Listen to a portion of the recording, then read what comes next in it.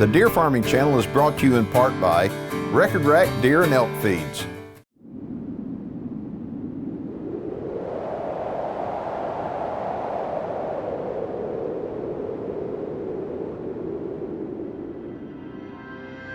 As a deer hunter, I want to know all I can about America's favorite big game animal. That's why I became a deer farmer. Without deer farms, we lose our greatest resource for research and whitetail management. With them, we gain more knowledge than ever before. Join me as we discover the truth about whitetails and meet those who work every day to preserve this great species for future generations. My name is Keith Warren, and this is Deer and Wildlife Stories.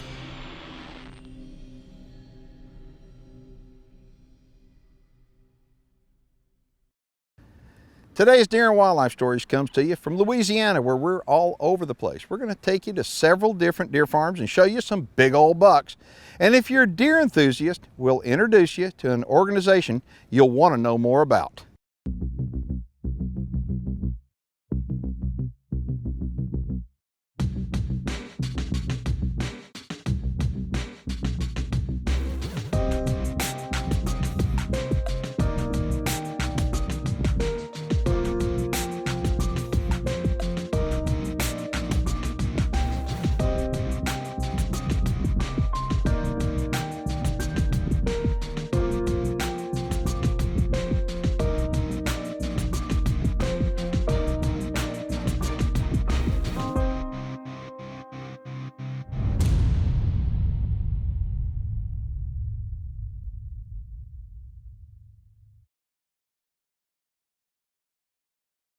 Deer farmers are fortunate in different states to have organizations that they all belong to. And it's not just for deer farmers, it's for deer enthusiasts too. So here in Louisiana, it's Whitetails of Louisiana. Deer enthusiasts from all over the state and people that may not be residing in the state want to belong to it because they have roots going back to, say, deer hunting or deer farming right here in Louisiana. An important reason to become a part of the Deer Association in whatever state you live in is because it brings everybody together with a unified voice. And when we're all together, well, the old saying, you know, when they pick us apart, they're going to win. Well, when we're all joined together, I mean, united we stand. I'm Charlie Bollinger with Two Brothers Whitetail in Orange, Louisiana, located about 40 miles north of New Orleans. We started deer farming about 5 years ago. I put my boys in the business because I want them to build a business from the bottom up, and they've done an exceptional job, and Trey is running the day-to-day operations. I'm very proud of Brian and Trey for what they've done for the deer industry in Louisiana.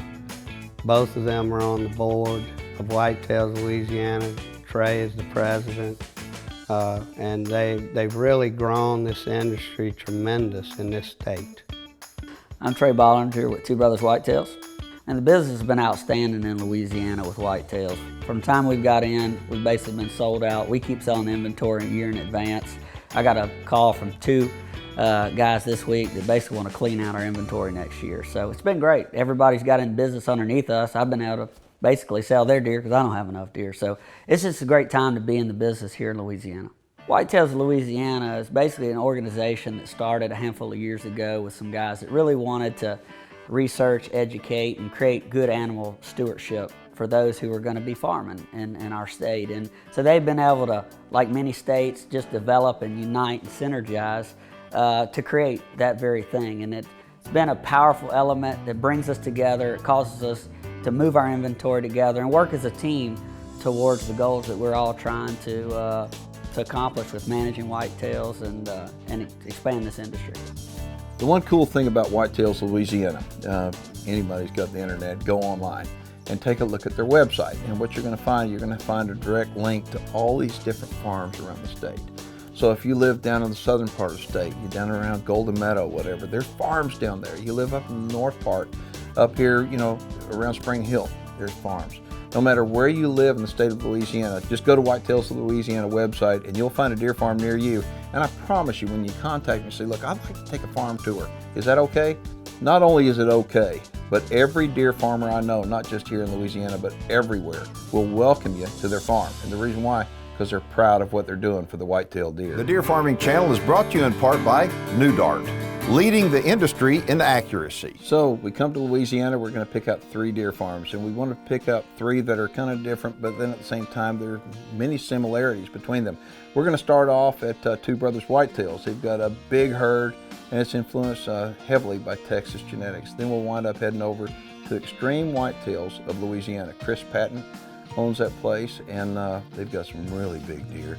Then we're going to head north. We're going to head almost up into Arkansas, within a half-mile of the border, up in northern Louisiana, where they've got some big deer. Now what they've done, they've been breeding with some northern genetics, and they're doing exceptionally well here. All right, so who are these guys now? These are 2-year-olds. You probably remember these from last year. There's a few less in here. Some have been breeders, some have been stockers, but we still got a handful of them in here. I mean, I'm looking at these guys and going, you know, folks, last year we were here and we filmed these guys, I guess, or most of these guys, huh? Yeah. I mean, and I'm looking at them now and I'm going, you know, you could tell, looking back at the old video, you could tell they were 1-year-olds. And a lot of people don't look at deer long enough to be able to tell age-wise, but I mean, if we look back at the old video, you can see that they were thin, and I mean, they still had nice antlers, but and we knew that they were going to do well at 2, but look at this. I mean, these guys are unreal. They really made a huge jump this year. They really did, and what I'm looking at is I'm going, I like the look of them. I mean, they're symmetrical, they're nice framey, they're really pretty deer. So how many you got in here? We probably got 10 or 12 in here. Okay, so out of all these deer right here, how many are you going to keep for breeding, you think? Probably 2 or 3. So, okay, so the rest of them are what we call turnout deer. And turnout deer are deer that people need to have good genetics to turn those deer out in their pasture to be able to proliferate and pass those genetics on to future generations. And so if somebody wants to, let's just say, if last year when we were out here, we're looking at all the guys as yearlings. Do you sell yearling bucks? I do sell yearlings. We usually keep 3 or 4 for ourselves, and then we let people come in and pick in a group of probably 50 or 60, and they can sort through them, sort through pedigrees and the look that they're, you know, trying to achieve their breeding goals. And we do let them pick. We sell 8, 10, 15 every year. So. Okay. So these deer right here, I mean, you at 2-year-old, you really know what they're going to do. I mean, at 1, a lot of times you look at the Nadar pedigrees, and you can kind of see, man, he ought to get it done. He may not be a giant then, but he's got giant blood. But at 2, you can look at these guys and go, okay, they got it done. I mean,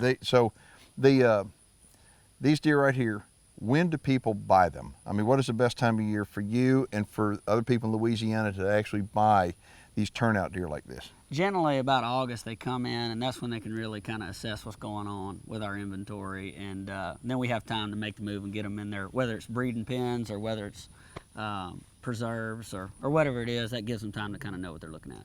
What about that deer right there? Looks like he's got a lot of Texas blood in him. You know, you remember Cash from last year? Cash was big, wide, beautiful 35 and 1/8 is what he ended up being wide. He's out of Flo, which is Cash's mother. So it's Pablo 2. I think you've seen him over at FJ's farm. We sold him over Cash's dam, and so that frame's there, that same frame. So that doe is getting it done. What a stud! And if you were to look at the Nadar pedigree on him, you'd see all this going back. That's right. Revenue, that's his name. Cash and Revenue, and Flo's the mama. Cash and Revenue. Okay, well I have one called Credit, but anyway. Let me ask you. They say somebody down the road was telling me y'all have a giant 1-year-old. Tell me about him. You know, he's probably not the highest scoring 1-year-old, but I believe he's a 6x7, maybe even a 7x7. And it's just what I've been trying to grow from years. I've got a lot of huge 1-year-olds, but this is what I like to grow, which is a perfect long main beams, got the rib cage look that kind of stair steps down. Just, I mean, it looks like a 2-year-old, but he's probably got less than 5 inches of extras. And the reason why he's big like that is because he's got the blood behind him. Okay, so if somebody wants more information on your operation here, give them a website. All right, it's twobrotherswhitetails.com, and my phone number is 985-969-60883. Love to chat with you, and look us up. Look on our Facebook page too, Two Brothers Whitetails. The Deer Farming Channel is brought to you in part by Record Rack Deer and Elk Feeds. I'm Chris Patton, owner of Extreme Whitetails of Louisiana. We're located in Shudrint, Louisiana. I've been deer farming for 10 years, and we have approximately 100 to 110 deer on the premises now. One of the reasons deer farming is good in Louisiana, you start out on a small piece of property. You don't have to have thousands of acres to get involved in it. It's not a high cost to get into the deer industry right off the bat, and there's a lot of people in Louisiana looking for good genetics to put on their land. Whitetails of Louisiana Association is a good way to keep deer farmers together and to try to promote new deer farmers to get into the business. And it's kind of a camaraderie of a lot of good people that want to improve their land and improve the genetics on their land, and they're willing to help anybody any way they can. All right, these guys are all 2-year-olds? Yes, they're Really? all 2-year-olds, yes, sir. Okay. Now, you got one in here real gray looking. All right, tell me about him. He's a Tombstone son over a 2-wide PA Geronimo doe. That's why he's kind of got that gray look to him. He's got that Texas bloodline in him. Yeah, boy, he's a pretty deer, but he does have Tombstone in him. Oh, yes, sir. Yep, he's Okay. a direct Tombstone son. All right, you got any other Tombstone? Yeah, the Out here? one to the right there, that's a Tombstone over a Bucky daughter. Ooh, okay. He's got a nice frame on him as well, too. Okay, so as we're talking about that bloodline-wise, percentage northern, how much is that then? Well, probably, I'd say 3/4 northern. 3/4 northern. So, folks, that's important to point out because we're in northern Louisiana. It gets hot here, and for them to be able to survive that much northern blood. Now, tell them how long ago you brought that northern blood in here. It's probably been 9 years ago now since I Okay. actually started. And the border's closed here in Louisiana, and since then, really, I mean, it just shut down. I mean, some people brought deer from up north, some people brought deer in from Texas, and so really there's an influence of both northern genetics and Texas genetics in here now. But they're all 2-year-olds, sure enough? Yes, sir. All those are 2-year-olds. I just look at those things and I think, I don't know what the average score is, but it's big. And would you ever have thought years ago when you started that you'd be able to go 2-year-olds like that? No, sir. I still don't believe it today. It's hard. I have to come out here and do a self-check every once in a while. Folks, when you take a look at these Nadar pedigrees, you'll find out how come they're like that. I Yeah. mean, as a deer farmer, I've been deer farming a long time. We had no idea that the Right. deer would get big like what they are. Yeah. And I'm sitting here, they go back to anchor deer, these anchor genetics that they go back to. And, you know, we talk about Tombstone. And is Tombstone still alive? Yes, he's 5 this year. He's 5, and Tombstone is he's a northern deer. He's got That's right. northern blood in him. Yep, but he was born here on the place, so Yeah. he's been here since he was a baby. How big is he this year? He's probably going to score around 300 this year, I imagine, at 5. So he went a little bit backwards. Yes, he did. Which is normal. I mean, Yeah. because you use him for breeding. And That's right. We bred him pretty hard, and of course, he's my most consistent producer. I mean, his 2-year-olds are, well, you see the 2-year-olds. And so all that goes back, all of it, Yep. to old Tombstone. That's Wow. right.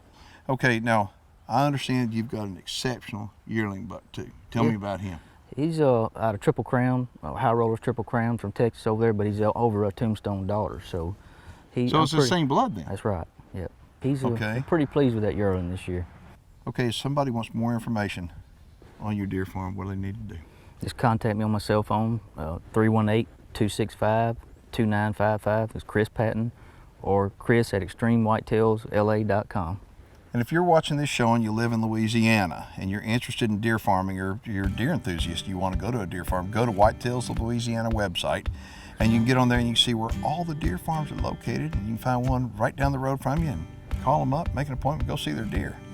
I'm Addison Patton of Extreme Whitetails of Louisiana, and you're watching Deer and Wildlife Stories with Keith Warren. The Deer Farming Channel is brought to you in part by New Dart, leading the industry in accuracy. I'm Daniel Thomas. I own Daniel Thomas Whitetails. I'm in Spring Hill, Louisiana. I'm located a half a mile from the Arkansas line and 20 miles from the Texas line. I've been deer farming since 2010, and I have about 70 deer on my farm. Yes, I breed for the wow factor at 2, so I want early maturing genetics, so I use at least 50% northern in order to do that. And I use quite a few of Robert Williams and High Roller Whitetails Texas bred deer, and some of theirs are 50% northern. Whitetails of Louisiana is a unified voice for the deer farmers and for the deer enthusiasts in Louisiana. There's a lot more support in Louisiana than most people realize. Whitetails of Louisiana directors and deer farmers as a whole will share as much information as you will need to raise whitetail deer. You're not in it by yourself, and we're here to help you. You're welcome to come to my farm at any time if you want to be a breeder, or if you're already a breeder, or if you just want to come look at big, pretty deer. We love showing big, pretty deer. 2-year-olds? Yes, the larger orange 9 there is a Dream Rolex out of one of my bottle-fed doe, and I love the kickers coming out both sides. And of course the other, the orange 14 is also a Dream Rolex. If you notice, he's real long times. So what about this deer over here? He's got the long brow tines. He's not 2, is he? No, that's the only 3-year-old in here. That's Hollywood. Oh, that's Hollywood. Okay. I mean, So- I like his look. I mean, he's beautiful. Now tell me about his bloodline.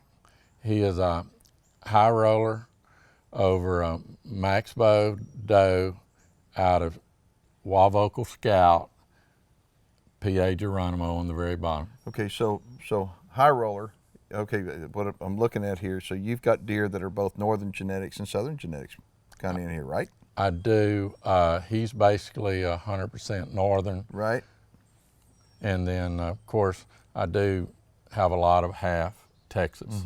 It's kind of my breed. Okay, well, in looking at these guys, tell me the ones that are out of Dream Rolex. Now, you just have that one then in here? No, all the 3 of those are out of Dream Rolex. The orange 9, orange 14, and orange 15 are out of Dream Rolex. Daniel, I'm impressed. But I hear that you've got a really exceptional 1-year-old too out of Dream Rolex. What's he look like? He's wide with the kickers, and he's just very classic looking at. When I ask you something, all these deer right here, you've got DNA on them, I'm assuming, Sure. and they're all in the NADAR Sure. registry? Yes. So if somebody buys a deer for breeding purposes from you, you can produce a certificate and show them. I don't want to. I will not sell a deer without DNA. Okay. I don't want it. In case something comes back later, I want to protect that person. And that's good advice, folks. I tell you what, if I wouldn't buy a deer unless you have a NADAR pedigree. Okay, if somebody wants more information on your farm, how would they get a hold of you? My phone number is 318-469-9404, or go to my website, danielthomaswhitetails.com. And he's about as far north in Louisiana as you can get without stepping into Arkansas. That's correct. As you've seen on today's show, there's lots of wonderful things that can happen on a deer farm, and it's all possible because of a shared love of the whitetail deer. If you have any questions or comments about deer farming, or if you have a question or comment about the show, look me up on Facebook. I'm Keith Warren, and thanks for watching Deer and Wildlife Stories. What you're about to see is graphic in nature, so viewer discretion is advised. Last August, many of Texas's deer farmers were forced to kill hundreds of perfectly healthy deer in order to test them for chronic wasting disease. To date, approximately 600 deer have been killed, and the killing isn't over. What's worse is that out of all the deer that were killed, not a single one of them tested positive for chronic wasting disease. I don't know about you, but to me there's just something wrong with the picture when you start killing perfectly healthy deer to test them to make sure they're not sick with chronic wasting disease. Now, CWD has been around for over 50 years, and I'm a believer that CWD, it needs to be managed from science-based management rather than from a political agenda. And I think that we ought to learn from states that have been battling CWD for more than 50 years, and they themselves say that there's nothing they can do to manage it. What they need to do is just monitor it. So again, I think that we ought to base our CWD stuff all on science and not on a political agenda. If you'd like to find out more about chronic wasting disease, let me encourage you to go to the website cwdmyths.com.